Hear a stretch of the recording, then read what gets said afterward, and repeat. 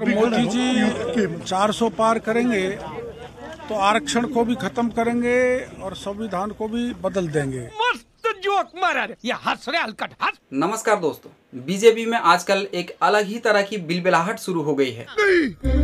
मैं नहीं मानता। मतलब सेकंड फेज की वोटिंग खत्म हो चुकी है और बीजेपी के अंदर जितने भी मेंबर्स है आप उसमें एक हड़बड़ाहट आपको दिखने को मिलेगी। खासकर मोदी जी के मन में इतना डर बैठ गया है कि वो हड़बड़ाहट भी कुछ भी बोल रहे हैं। पहले उनका नारा था कि अब की बार 400 पार, लेकिन आप अगर ध्यान देंगे कि उनकी 400 पार का जो नारा है ये आपको दिखेगा नहीं, आपको सुनाई नहीं देगा, क्योंकि मोदी जी तो अब माताओं बहनों की मंगलसूत्र में फंसे हैं।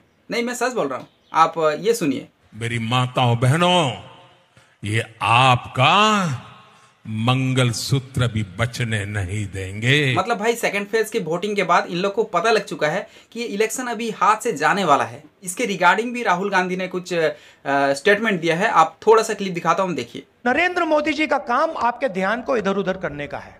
घबराए हुए हैं, डर गए हैं, क्योंकि जानते हैं कि इलेक्शन हाथ से जा रहा है। तो और लिटरली मैं आपको हाथ जोड़ के रिक्वेस्ट करता हूं, वोट तो आप जरूर से देना, लेकिन जिसको भी देना ये मन में ख्याल जरूर रखना कि इस बार हमारे देश के कॉन्स्टिट्यूशन को हमें बचाना है। हमें इस बार वोट देना है महंगाई और बेरोजगारी को खत्म करने के लिए, क्योंकि कुछ बीजेपी के लल्लू हैं जो कॉन्स्टिट्यूशन को खत्म करने की बात कर रहे हैं। नहीं, मैं सच बोल रहा हूँ, आगे आपको बताता हूँ, आपको दिखाता हूँ। एक लल्लू है बीजेपी का जो सीधा सीधा मीडिया में आकर बोल रहा है कि अगर 400 पार हो जाती है तो हम कॉन्स्टिट्यूशन को ही खत्म कर देंगे। मोदी जी 400 पार करेंगे तो आरक्षण को भी खत्म करेंगे और संविधान को भी बदल देंगे। और इन लोगों की माइंडसेट इतनी खराब हो चुकी है कि एक ही स्पीच को रट्टा लगाकर इधर उधर देने लगे। आगे योगी आदित्यनाथ कैसे हेड स्पीच दे रहे हैं, खुल्लम खुल्ला दे रहे हैं, आपको दिखाता हूं, आप देखिए।